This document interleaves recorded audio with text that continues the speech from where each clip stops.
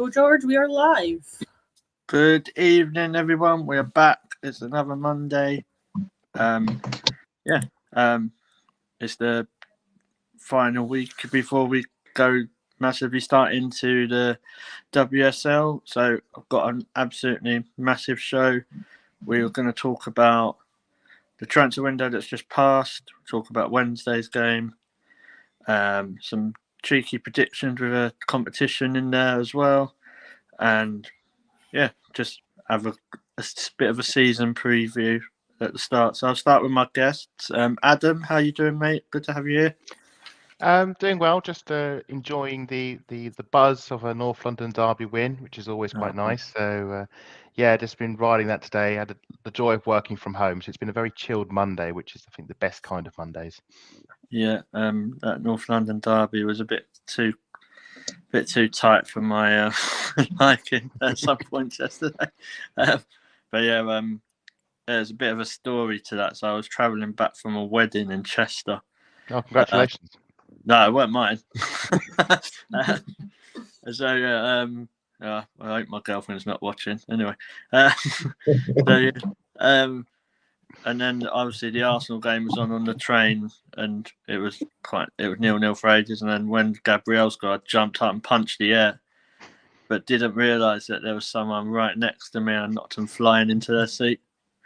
So the moral, but to add to that story was I was really apologetic, and I was like, I'm really, really sorry. He went, well, what's made it worse is that I'm a Tottenham fan as well. So, I was just like, oh, just get me off this train.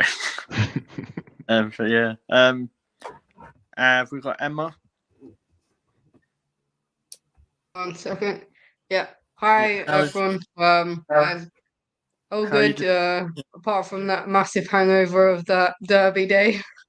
Yeah. Yeah, definitely too tight for my liking as well. Yeah, but at least we got the job done. Well, Jack, how you doing? Yeah, I'm pretty good, to be fair. I'm looking forward to this week, considering we've got obviously 2 Champions League games for both the men and the women, plus 2 games against Man City as well on Sunday. It's gonna be an interesting one. It's a very interesting day on Sunday. Sorry. Paul, how are you? Yeah, all good, mate. Glad to be back. Looking forward to next weekend now. Get the season underway. Yeah, good to have you back as well. Mel, as usual, always great to have you. How you doing? I'm all good, bro. How are you? Yeah, I'm good. Just had a bit of a chilled one today. So I've actually been busy setting stuff up for all the shows in the next few weeks. So it's been nice to be busy and organised for once. Have I forgot anyone? No, you've made it through the full roster. Oh, I tell you, I get so much anxiety when we have a lot of people in the shows because I'm like, I'm bound to miss someone. But so also thanks to everyone for watching. Thanks to Liam and Jonesy for the support as well. Remember, hit that subscribe button. So we'll crack on with talking about the show and talking about the transfer window. Adam, I'll start with you. Obviously, there was a lot of talk about, there was a massive bid was put in for Kira Walsh at the end, but Barcelona rejected it. What's your views on that? So Kira Walsh, she's been a player of interest with Arsenal for a few years now. I think we've maybe even been looking at her last summer. She's come up to the final year of her contract, and the feeling was if Barcelona might have been tempted if the price was right, and by right, very, very high. And yes, Arsenal did put in a record bid, just under £1 million. Just over €1 million. It's on that sort of boundary. So it would have been the most ever spent on a player, which I think is fair play to Arsenal that they're willing to commit that much. For a player that we know is very talented. We saw her, in the final for the Euros for England. We know what she can offer. She's been at Barcelona, one of the best midfielders we've got out there. And I like the ambition, but Barcelona said no. And I'm not surprised because she is a key midfielder for Barcelona, and there would have been no time for them to purchase a replacement.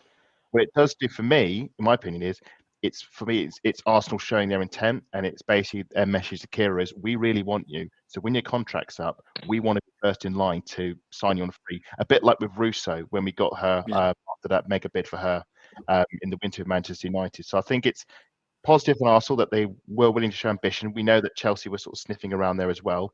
But I think with this bid, Arsenal have put themselves at the front of the queue for probably next summer.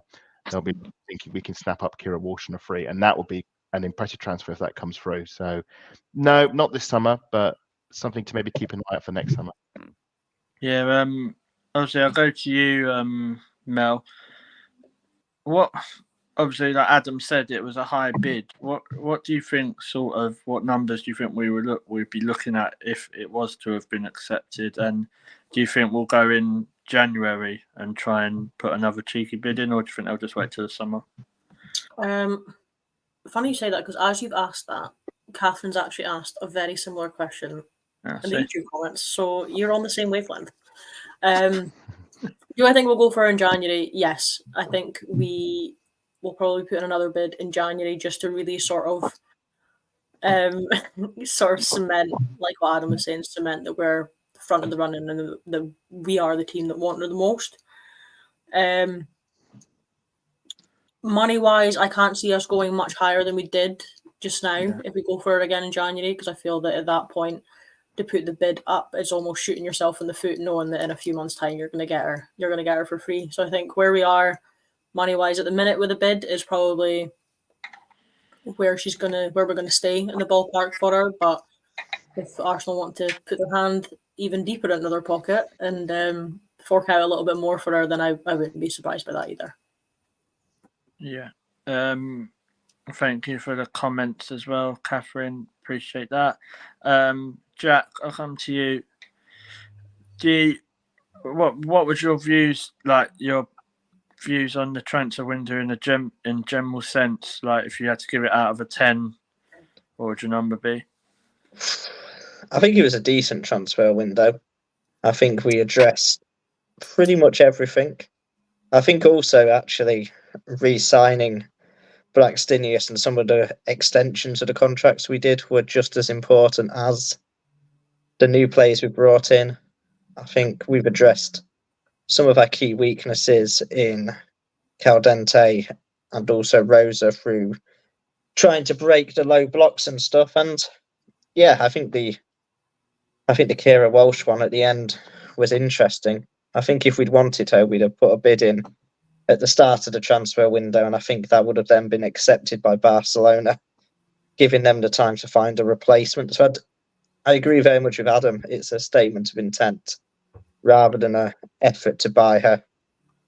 I think no one wants to pay for her till the summer. I think everyone knows they can get her on a free. I think Barcelona, because we're still at the point, I think, a little bit where clubs don't mind players going out on a free, which is it's still quite interesting and strange. And I think at one point it's going to change. But at the moment, there's no economy in women's transfers like there is in men's football. This idea of selling players for profit and all that sort of stuff, and the high fees that we get now, there's no economy. So saying, oh, losing Kira Walsh on a free, it's meaningless. Like saying, oh, we've lost Miedema on a free to Manchester City. The players don't have the same value. I think Kira Walsh was bought by Barcelona for like £400,000, but that's pocket change compared to men's football. So this idea of them being value and selling for money, it's ultimately meaningless at the moment. Not until there's a huge cash influx into the league and players actually get sold for millions rather than thousands. At the moment, it's relatively meaningless. Yeah, and I think actually a player of Kira Walsh's ability, Barcelona can't afford to lose her. The position she plays in deep line midfield, there's so few players who can play that role well, who can do it with the experience that she has as well. She's done it in the big stages, in the big games, and put out big performances. And whilst I definitely think she'll be in the WSL next year, and everything I've heard from people that I know in the game in Spain all believe she's going to go Arsenal due to some of her links with Leah Williamson and some of the English girls that we've got. The rumor is, that she's going that way, and Barcelona are already got someone lined up, I believe, as her replacement. Well, we But know she wants to obviously, come for personal reasons, don't we? We know she wants to come home for personal reasons, and I think you're absolutely right. Her worth is on the pitch, not in money. Her worth, and applies to most players. The real value she has at Barcelona is what she offers on the pitch. Yeah, and obviously, I think I'll just say this, if you don't mind, very quickly, George. I think someone like Kira Walsh has to Barcelona have to win everything this season, or it's a failure. So they can't afford to give someone in that position, in that role, the time to settle. So they've got to have someone there who can play it. And then when they do release her, they need someone ready-made, which is why I don't think we'll see anything happen in January at all. I agree. Yeah. I will come to you, Paul, now, but it's just a point what Adam was saying about the money sense side when you compare the two. So, Adam, do you think it'll be long before we start seeing like deals go through that clubs will be looking at profit on their players, or do you think we're still quite far away? It depends on the WPLL, the new owners of the league. So the FA no longer holds ownership of the WSL; it's now with another party. And until we see the sort of, well, I would say nuclearized, like which were the Premier League when Sky Sports got tied up with the Premier League and it became a money-making machine. Until we see something like that happen with WSL, players will be moved around for free or for a pittance. So it could happen. Yeah. But until a big mega deal for TV rights that Sky Sports pay, we start having to pay to watch the League Cup and proper TV coverage at the cost of lots of money. There's just no economy for it at the moment. So no. No, that's cool. It was just I find that quite interesting. I was trying to actually think back even before the Premier League, if there was many big money deals, and like you say, before Sky done what they done, that there really wasn't, was there? So yeah. I think when you see like someone going for like, I think it was like, or if you go all the way back, compare it quickly to the men's game, when you see someone like Nicholas Anelka being bought for 500 grand, I think there's your answer. And that was even in the Premier League time. So yeah. I'd be interested to know if people actually wanted the women's game to go that way, because I'm not sure if I would want the big money in that same sense to come into it in the way that it has with Sky and the Premier League. Just a fair point. What would you think about that, Paul, with that idea, with the money in the women's game, and what's your views on Kira Walsh? Well, on Kira Walsh, I mean, she would be an asset to any side. And I think she would walk into not just any side in the WSL, but I think any side in Europe she would walk into at the moment. So it would have been great to have had her on board for the start of the season. But like others have said, we're probably realistically looking at next year for that one. If we put in a cheeky bid in January, you never know. If we suddenly pick up the dreaded injury that we don't mention anymore, a couple of those, we might be tempted to put in slightly higher bid if we were desperate. But I'd be more than happy to wait a year and sign her on a free. But with the money side, I mean, we also look at the contracts that these players are on. There's not many that are on more than a couple of year contracts. I know they are starting to get longer ones as well. So until they are given longer contracts, the money isn't going to be there to buy them out of those contracts. I mean, you always read, some such has had a 1 year extension or a 2 year extension, whereas in the men's game, there was a player at City that was given an 8 year extension this summer. So we're a long way off the men's game. Yeah, I agree. And until those contracts are offered and the players are offered a decent wage, because we all read this week Alicia Lehman coming out with how little she's paid compared to her partner at the same club. So sorry, excuse me. So we're a long way off it, and until the wages and so on can catch up with the men's game, I don't think we're going to see the mega bucks for buying players out of contracts, and I can't see their value going up significantly. No, I agree with that. I saw that Alicia Lehman interview talking about Douglas Luiz, because I think they're both at Juventus now. So that was an interesting interview.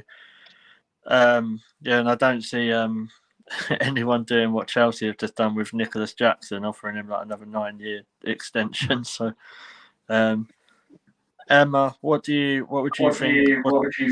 What views been on like this transfer window?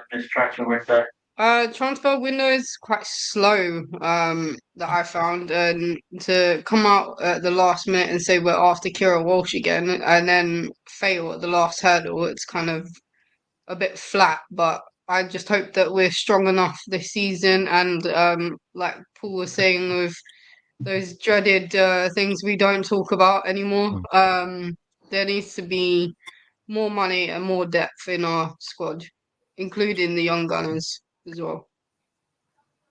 Yeah, I agree with that.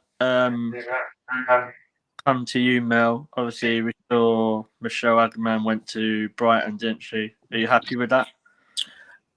Yeah, I think I would have loved for her to stay at Arsenal and get minutes with us, but I think the key part of the loan move is that she needs minutes, and she needs them consistently. And she's one of those players that, even though she's still young, I think she can go into a team like Brighton and make a big impact. Because from what we've seen when she has graced the pitch wearing an Arsenal jersey, there's quality in there. I think with some time and some minutes on the pitch, like I said, that she's going to be a top young talent.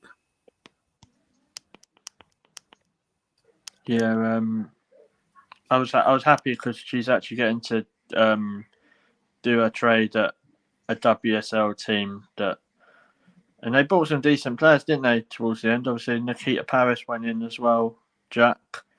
So she'll be able to learn a lot of experience. Agman will be able to learn a lot of experience from Nikita, won't she as well?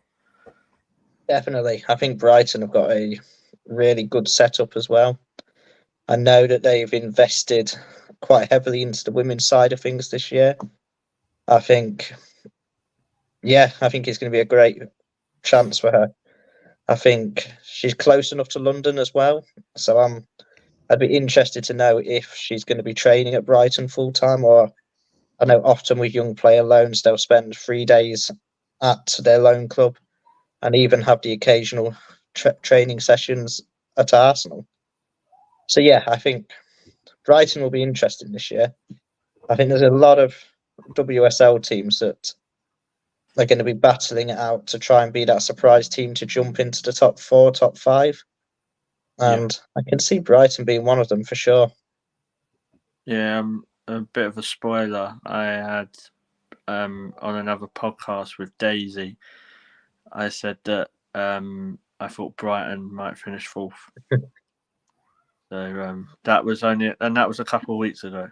So I don't know. Like, I think it potentially could be out of them and Liverpool, to be honest. But is there any comments, Mel? Yes, Catherine has just asked on the back of speaking about Agyeman's loan. Yeah.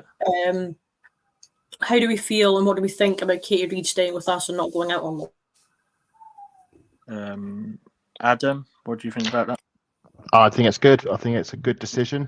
I think she's shown in the friendlies that she's at the level ready now to challenge the likes of Leah, Lyra, and Lotta. I think she was on loan with Watford last season, had a good loan.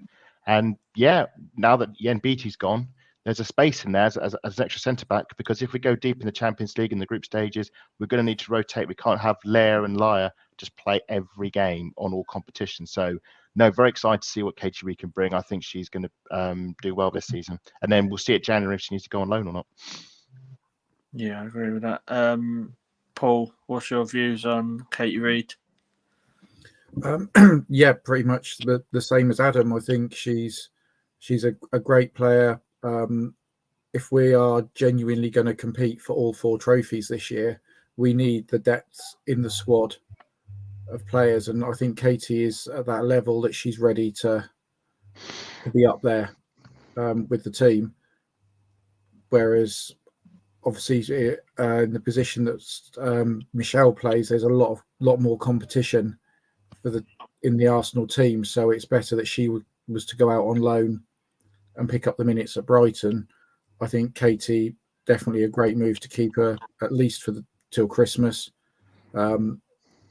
If we did get knocked out of a couple of the competitions, then maybe that's the time to look at going out on loan if there weren't going to be as much game time for her. But hopefully that won't happen. Hopefully we'll sort of go deep into them all again. And there's a couple of others. Like I was a little bit disappointed that Freya Godfrey didn't get a loan spell with one of the clubs, because I just don't think she's going to break into the team this year. I'd have liked to have seen her go out for another year again at a WSL club and play against the top teams, and then come back in a year's time and see where we can use her. Yeah, it's quite interesting, Paul. I was just about to ask about Freya Godfrey, so did we? So I come to you, Jack. Obviously, like Paul said about Freya Godfrey, was you surprised that she didn't get a loan? And like and there's a couple of other young players. Yeah, I was surprised Freya didn't get a loan, because I think she's shown enough to show that there is a real top player in there for a lower table WSL team. I mean, I'm surprised we didn't push harder for the loan, actually, as well, because the forward line isn't somewhere we're lacking any depth at all. We've got an absolute surplus of options. And Tia Goldie, sorry, centre back, isn't she? I'm making a Freya Godfrey. She's gone on to Lannister's. Yeah, I was about to say that I'm getting that typical Monday evening after work, I think.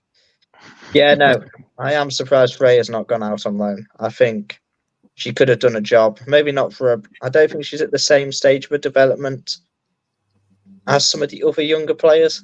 But is the loan options for the championship still?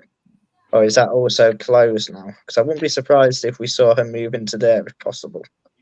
I think if a loan does happen, it'll probably happen in January for a championship sort of deal. I think it's probably a bit too late now, but you never know. I'll be surprised. I've not heard it. As far as we knew, the tweet went out, I think, Emma Saunders on the BBC, that Arsenal's business was done. So I can only assume that he's just going to look to take the likes of Godfrey and Vivian Lear as well, another one, into the first team. And you never know.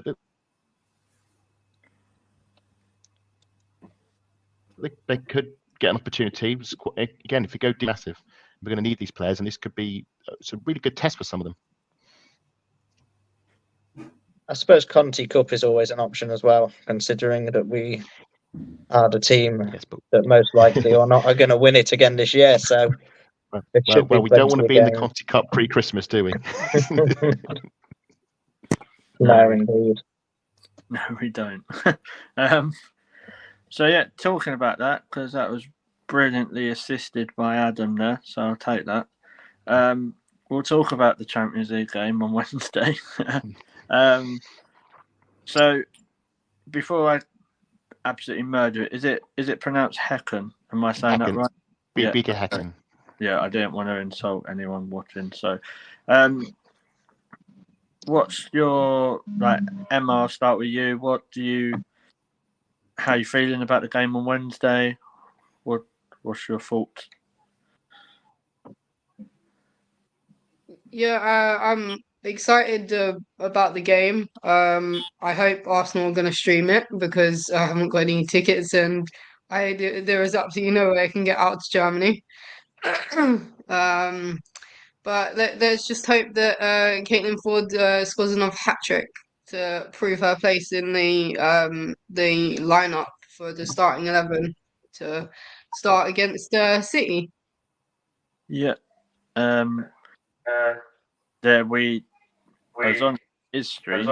He's doing a watch on the channel. I'm definitely interested in that. Adam, I'll come back to you. Are you expecting the same sort of team we saw against Rosenborg to play in that one? No, I would expect maybe Beth Mead to come into the team. She's obviously out injured she was injured for the first game and she came off the bench for the second. I think he will probably maybe tweak it slightly. I think that's the only player I'll probably bring in. I'll also maybe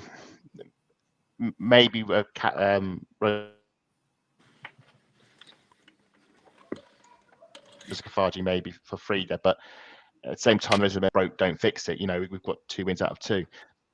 I should say Beaker Häcken will be a step up. I do think that's not going to be an easy tie. We could have had worse ties. We didn't get Paris FC. Manchester City got them, thank goodness. But Beaker Häcken will be a tough one, and I think minimal changes at best. Yeah. No, I agree. I'm not going to lie. I forgot Beth Mead didn't play. She only got 5 minutes at the end of that Rosenborg game. So that was it. So. I blame Jack, mate, to be fair, because he's like this thing about Beth Mead not playing now. So I only see the team with Beth Mead not in it now. So I'm just throwing you under the bus, Jack. I just like doing that. That's all right. So we'll come to you as part of the Beth Mead Society. So do you think she'll start like Adam said, or can you see the team being unchanged? I don't know, to be fair. It's a tough one. I mean, this game fills me with all sorts of dread and worry, to be fair. I don't think I'm going to sleep massively well Tuesday night about it. I would probably go unchanged. And probably try and give Beth Mead maybe 30 minutes in the second half as opposed to 5. I think we've still got to be conscious that it's a slow recovery from an ACL. And I know she played a lot of minutes last year, and I think actually at times she probably played too many minutes. So after a off season, I would like to see her eased back from any sort of injury or even slight fitness concerns. I would give her 30 minutes against Häcken and then play her the full first 60 probably against Man City, where I think she'll be more suited to that game as opposed to this, what I think is going to be a really, really tough and even at times end-to-end encounter away in Europe.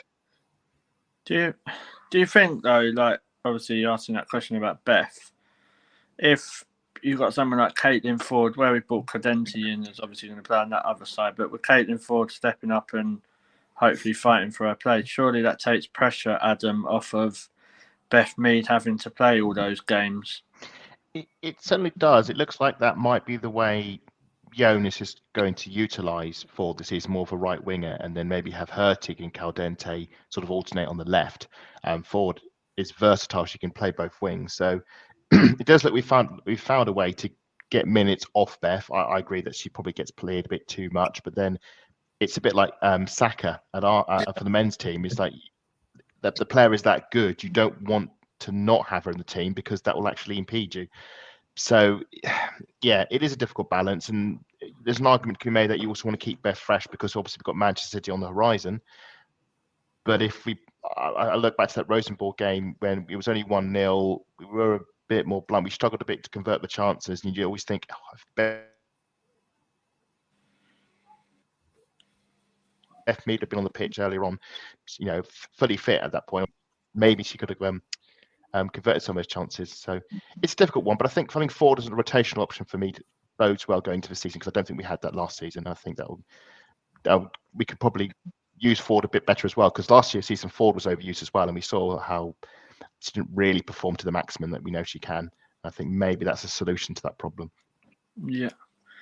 Mel, I'll come to you. Obviously, we've always been big fans of Caitlin Ford on this podcast. But do you think that we'll see the same sort of team on Wednesday? Because, like, if you think as well, if Beth does play a bit after the City game, I think it's the second leg, isn't it? Then we've got Leicester. So yeah, if it's just hypothetically, if we get a 2-0 win on Wednesday, you think they might be willing to risk just rest Beth? So do you think she'll start the first leg?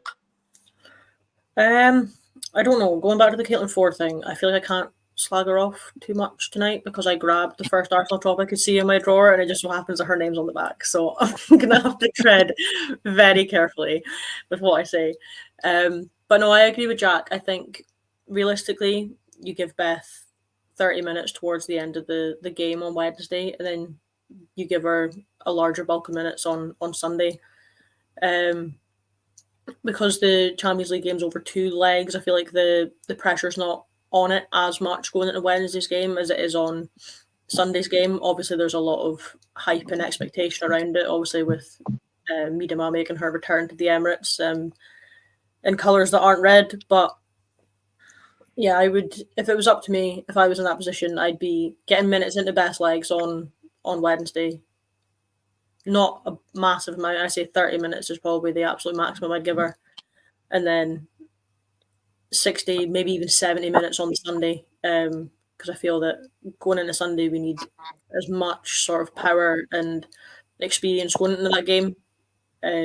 Whereas Wednesday, you could play around a bit and put in some, not more inexperienced players, but some of the younger ones and play with your formation and your lineup a wee bit compared to how you could on Sunday. Yeah. Paul, before I get everyone's predictions, what's your views on obviously Lotta, because she's not really played unless she's played a few minutes in the pre-season. Do you think she's going to feature that much, or do you think they'll just bide their time with that and maybe start her when she's had a few more minutes? It's a difficult one. When she played so well last season, stepping in obviously for Leah and then Amanda. But yeah, it seems to be that Leah and Laya have sort of formed that partnership through the pre-season. So I think to start with, I think it'll be those two, maybe with Lotta sat on the bench. But then when maybe she'll get some game time. We've got Leicester and Everton coming up, who are not going to say easy ties because there's not really any easy ties anymore in the WSL, but a little bit easier than your Man Cities or your Chelseas. So maybe that's the time to bring Lotta back and play a few minutes in there. But yeah, I can't really see her featuring in the first few games of the season. Yeah. Okay. Is there any comments, Mel, before we get predictions? There is a couple. Darren has noted that Arsenal are streaming the game on Wednesday, which is good because it means that people don't have to just sit and look at my face and hear me have an existential crisis over the lack of Twitter updates we will receive. Yeah. Leah's also commented saying we need Mead for Sunday rather than the Wednesday, so maybe she'll play a bit less minutes on the Wednesday, which is exactly what Jack said. Yeah. Catherine's also said that she believes it helps now that we have people that can properly play as Beth's replacement and not lose momentum. So we've obviously strengthened in the wider areas, which gives us a little bit more leeway to rest players like Beth rather than into the ground like we did last season after coming off the back of a pretty major injury. And even though she's back from the dreaded ACL injury, it's one of those injuries that never really goes away. Any sort of niggle or knock that you take to your knee after that, it's sort of you go forward with great precaution on it because you don't want to risk doing it again or doing any more damage to the knee. So, yeah. Yeah, I agree with them. Thank you for those comments. Obviously, also drop your predictions for Wednesday's game into the chat and who you think is going to be first goal scorer, and we'll get them read out. So I'll start with you, Emma. What do you think the score will be, and who's your first goal scorer? 4-0, and gonna go Russo because she looks really hungry. I'll take the 4-0. Adam? I'm going to go 1-1, and Caldente gets the first goal. for Mariona, we should say, actually. Mariona with the first goal. As long as you're shaking it. Who should we go? Paul? I'm going to go for 2-0, and I think Caitlin's going to get the first one. It'd be funny though, because if Caitlin Ford does get that puts her on 5 goals. Surely she's got to be a dead cert for the golden boot in the Champions League, especially when we win it against Barcelona in the final. Just thought I'd drop that. You can say, Jack, you can clip that back because I can just say on that one, having watched Barcelona in the last Champions League final and been there and seen it,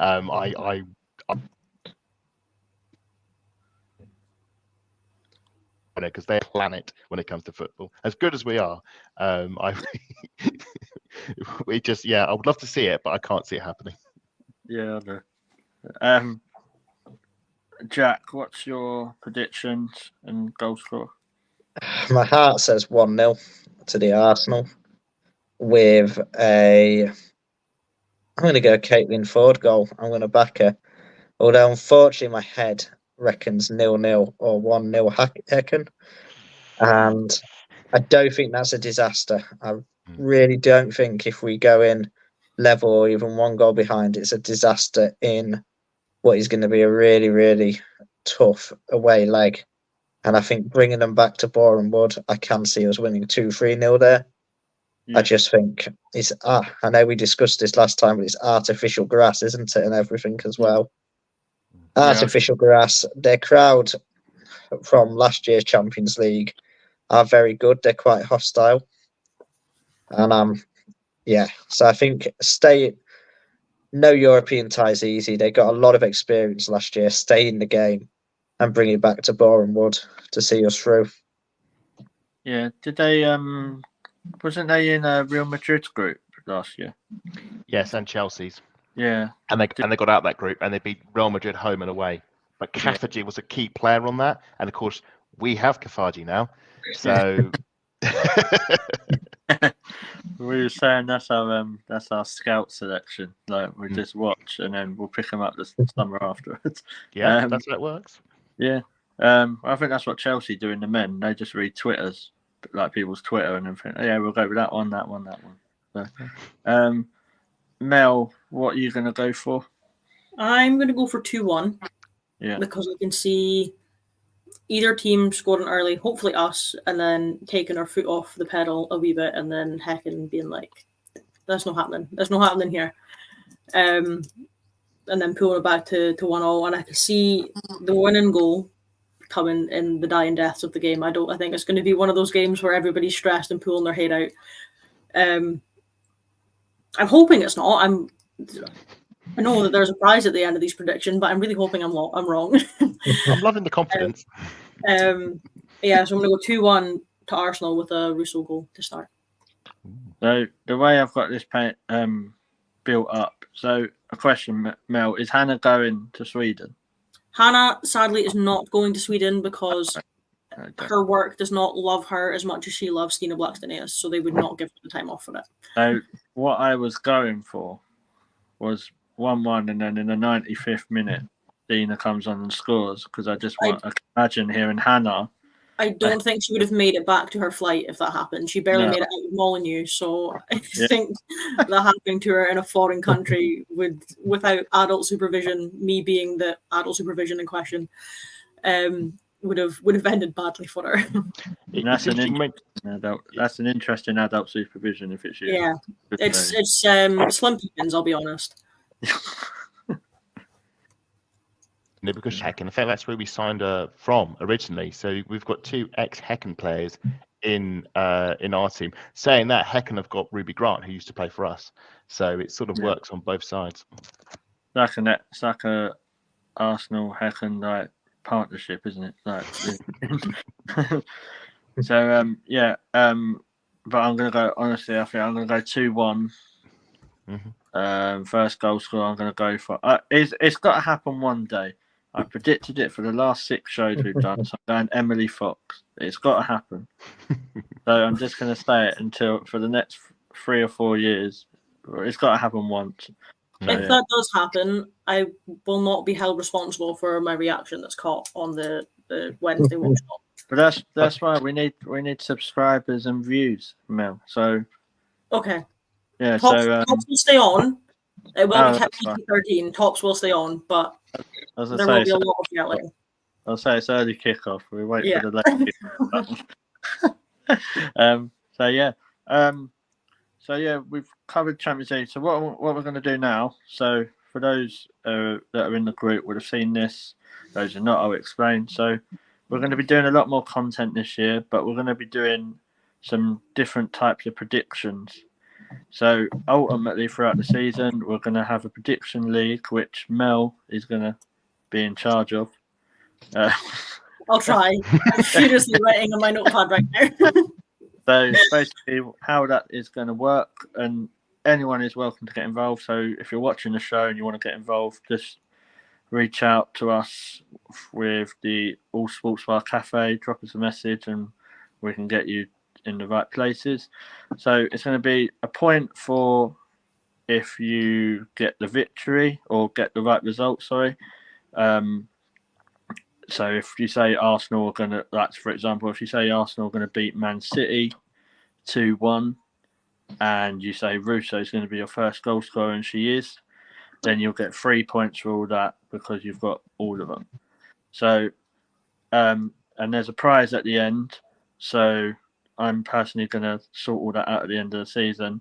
It'd be quite ironic if I won it. So I better be careful with that because I might. That's why I'm in charge. So we make sure that George is in the game. So yeah, but that is going to be for the games going forward. But what we're going to do now, we're going to talk about this season. So I'm going to go around to all of you. So I'll start with Adam because I like putting Adam on the spot. So I want to know who your top goal scorer will be, your unsung hero, and the best player of the season. The top scorer, I'm saying Russo. Yeah. Unsung hero, I'm going to go Laia Kadena. And player of the season, I'm going to... Oh, it's a toss-up. I'm going to go... Well, hang on. What defines the best player of the season? Is this the person who wins the player of the season trophy at the end with the supporters club? And yeah, so something along those lines. Yeah. Always says unsung hero. Is that like you say? So I mean, on my player of the season. Sorry. So yes, what's unsung? Yeah. So sorry, George. What is defining as an unsung hero? How are we determining what the unsung hero of the season is? Right. So unsung hero is so someone that who probably has a really, really good season, but it's not expected. So if you think, so for example, you could say someone like say Kyra Cooney-Cross could be an unsung hero if she. That's a good shot, actually. Someone like that, so that sort of level. Okay, I'll stick with my guess, and I'll also say Mariona as the player of the season. Yeah, cool. I'll go to you, Paul. So obviously the same questions. Yeah, I think Russo to be top goal scorer for us. I think Kyra will be the unsung hero. I can just see her dominating the midfield, but doing it sort of quite quietly. And I'm a bit torn on the player of the season. I sort of got a couple there, but I think I'm actually going to go with Russo for player of the season as well. Cool. Emma?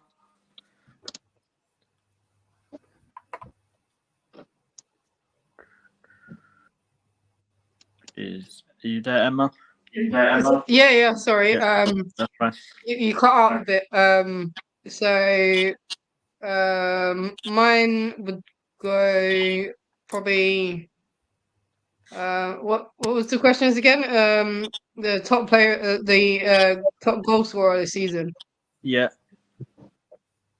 Okay, I'm gonna go Caitlin Ford. Yeah, And was the next one unsung hero? Yeah. Probably Katie McCabe. Yeah. I know I'm going out there on a limb here. Yeah, that's good. Right. And the player of the season, I'm probably gonna go Russo.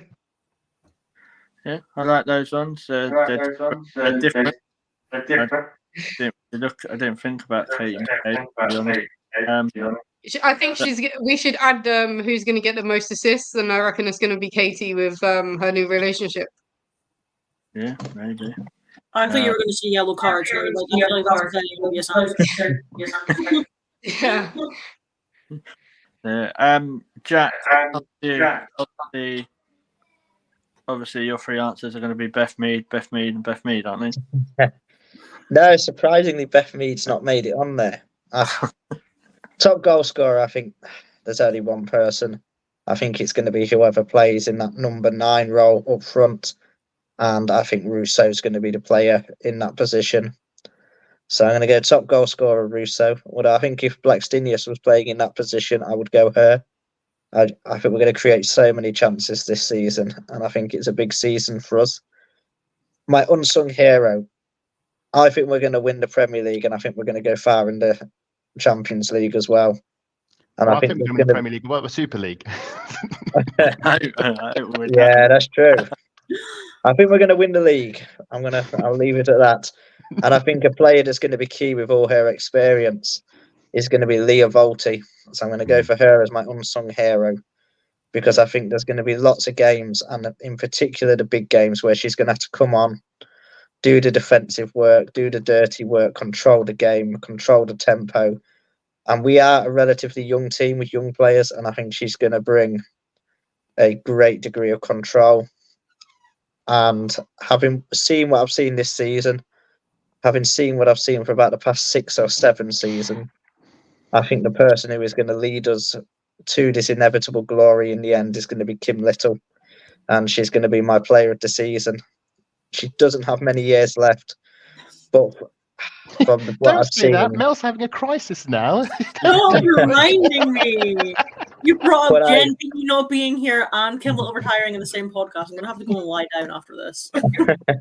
But I think she has one. Her quality hasn't diminished, and I think if we are to win the league, it will be because of her in the heart of midfield. I think she's going to create. I think she's going to do the defensive stuff, and I hope the player of the season doesn't become a popularity contest.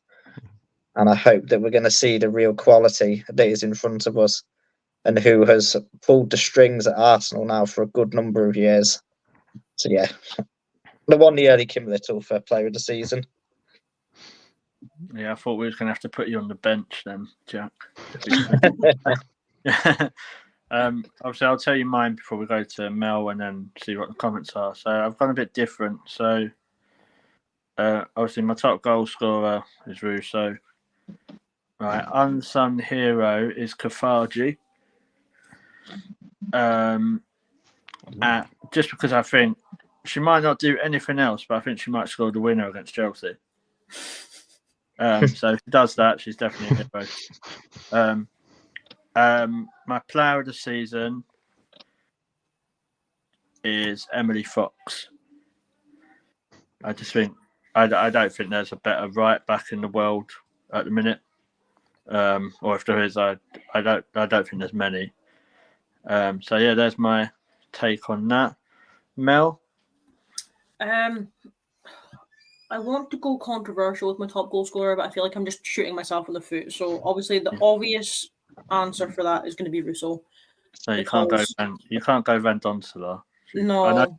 I know she wears number 14, so don't get me started. We could go wild like West Ham did and play it in midfield for a game when they played Mackenzie Arnold in midfield. They did. I know I mentioned her being number 14 before, but so was Sabs. Yeah, it was just unsung hero. Goalkeeping jersey. Sorry, I'm just trying to write everybody's down. I'm really bad at multitasking. Unsung hero.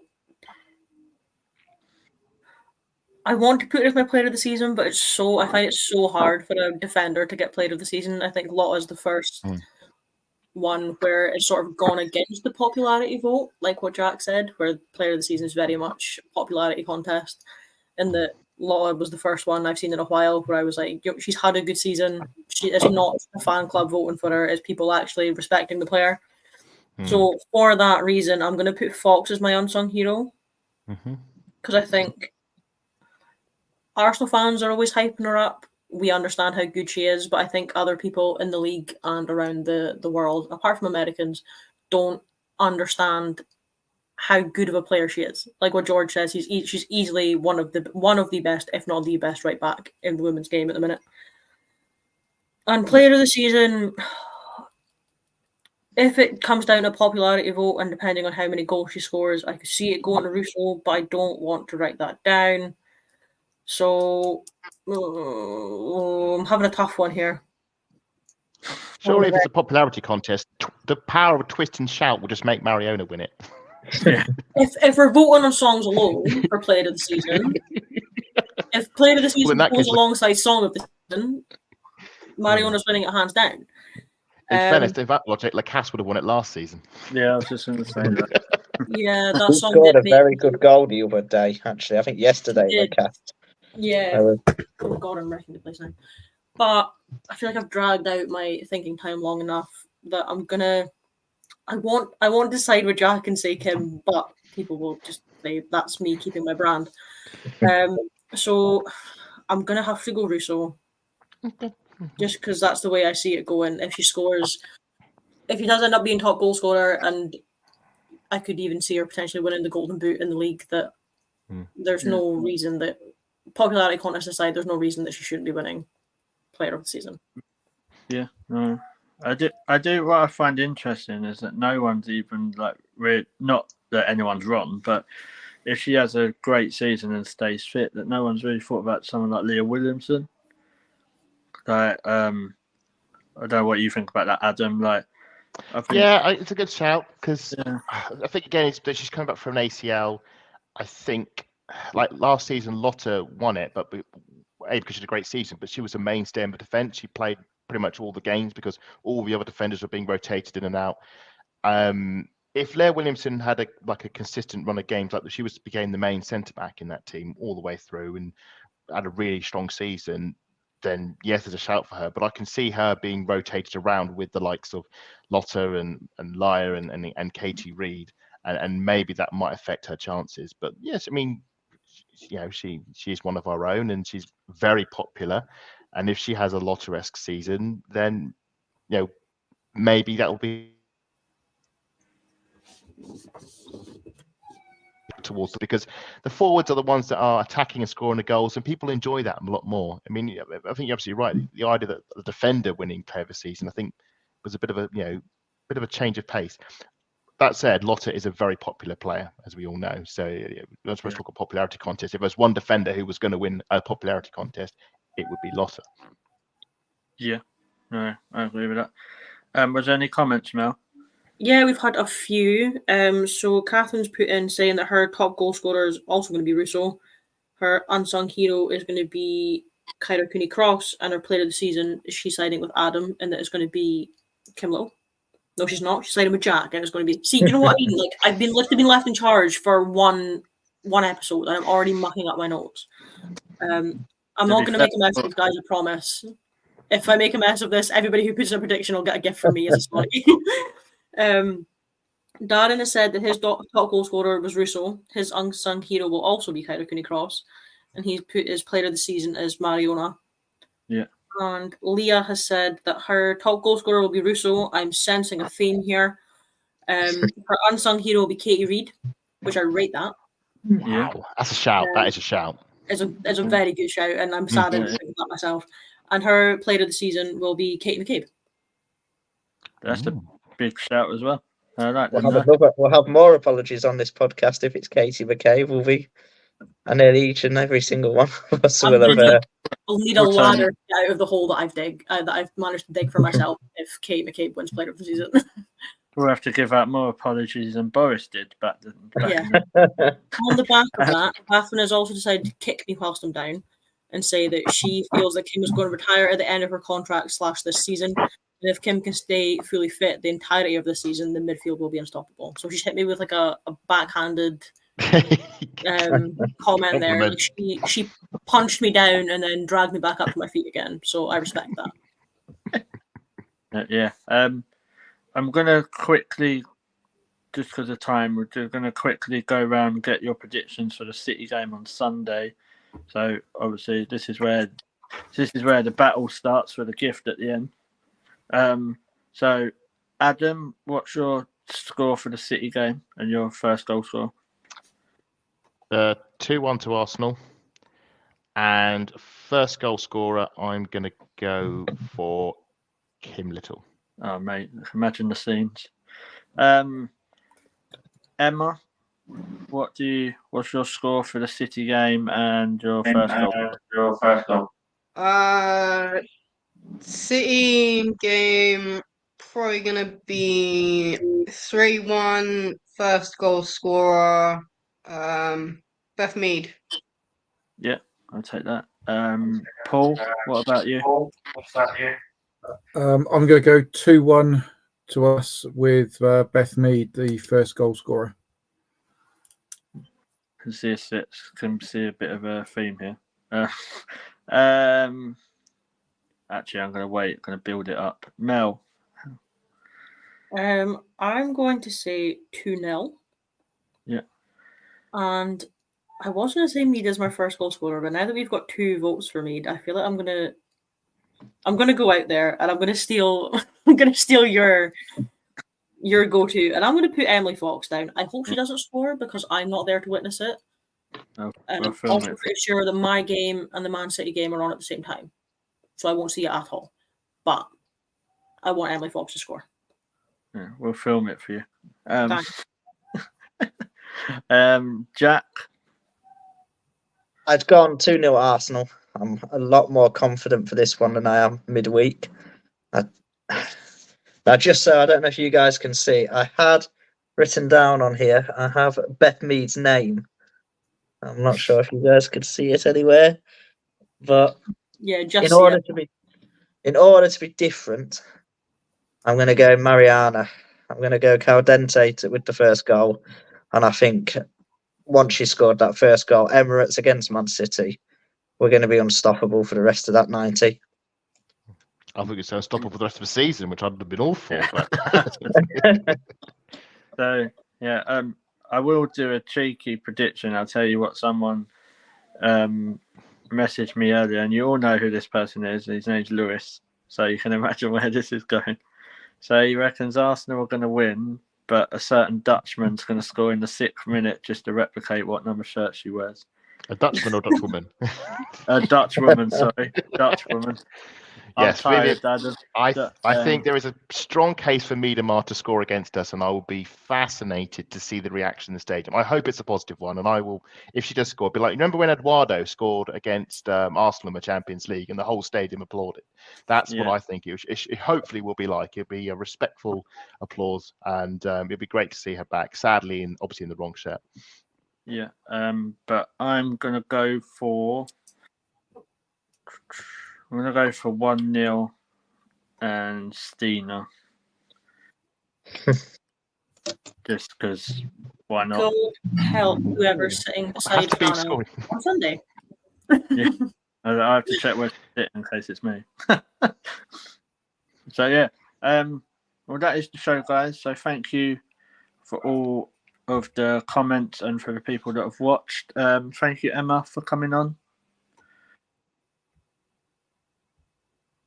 1 second. Yep. Thank you for having me on, and bring on the Arsenal. Yeah, no problem.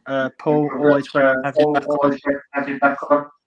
Yeah, thanks for having me. Looking forward to seeing you guys on Sunday.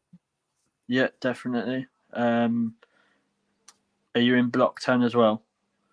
No, I'm stayed in Block 2. My daughter didn't want to move. Okay, I'll wave at you. I won't be able to see you waving back, but I'll wave. I'll be in the coronet beforehand, though. All right, I'll definitely be there. Note it down that it has taken George exactly an hour to make a blind joke. Yeah, I'll say I'm slacking. So, Jack, thank you for coming on as well. No, thank you, George. I'm hoping that I'm going to be seeing you all Monday on this show with a beer in my hand after what will be 2 wins on the bounce. Yeah, I'll hold you to that, and you have to describe what beer it is and everything. Adam, thank you as always, and hope to see you Sunday as well.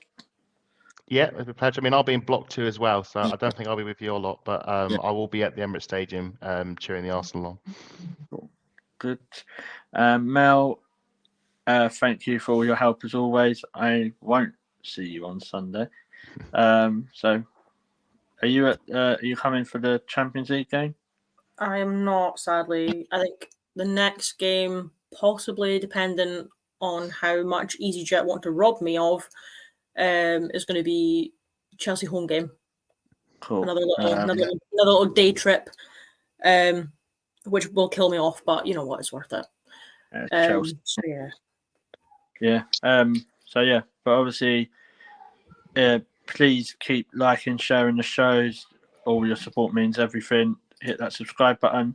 We will be back. It's a special week this week. Me and Mel and Chantel and maybe Andrew. Maybe late sub Andrew might put in an appearance. We'll be back with the watch along for the Arsenal game on Wednesday. So definitely come and join us there. If you want to come on and get involved, just let me know. So hope you all have a great Monday evening. All take care and good night.